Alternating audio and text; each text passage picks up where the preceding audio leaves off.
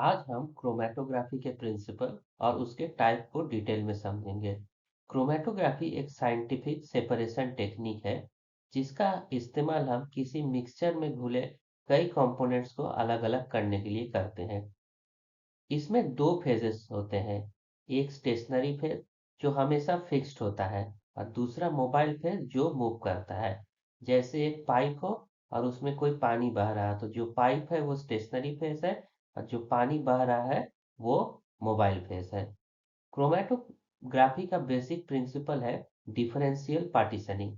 हर compound stationery और mobile phase के साथ अलग-अलग तरह से इंटरैक्ट करता है।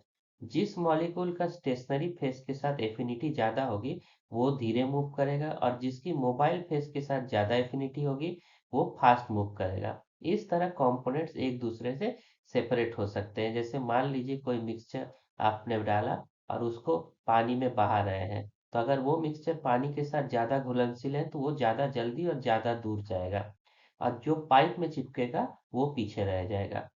तो क्रोमैटोग्राफी में एक रिटेंशन फैक्टर यानी आरएफ वैल्यू यूज होता है जिससे हम किसी भी कंपाउंड की आइडेंटिटी का एस्टिमेशन कर सकते हैं।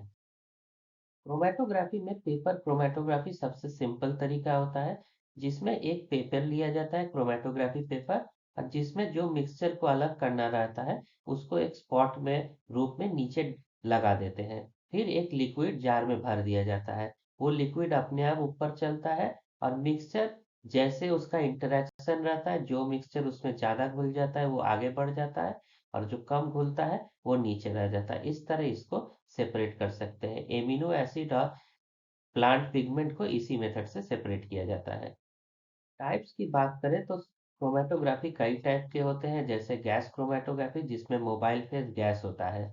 इसी तरह लिक्विड क्रोमैटोग्राफी जिसमें मोबाइल फेज लिक्विड होता है। इंटरैक्शन के बेसिस पे बात करें तो क्रोमैटोग्राफी में कई तरह के होते हैं, जैसे एब्जॉर्प्शन क्रोमैटोग्राफी जहाँ सेपरेशन सरफेस एब्जॉर्प्शन पर बेस्ड होता है। पार्टीशन क्रोमैटोग्राफी में जहाँ कंपोनेंट दो इममिसिबल लिक्विड के बीच पार्टीशन होते हैं। वैसे ही एफिनिटी क्रोमैटोग्राफी होता है जो सबसे स्पेसिफिक होता है एंटीजन एंटीबॉडी के लिए। साइज एक्सक्लूजन या जेल फिल्ट्रेशन क्रोमैटी में मॉलिक्यूल साइज के बेसिस पर सेपरेट होते हैं।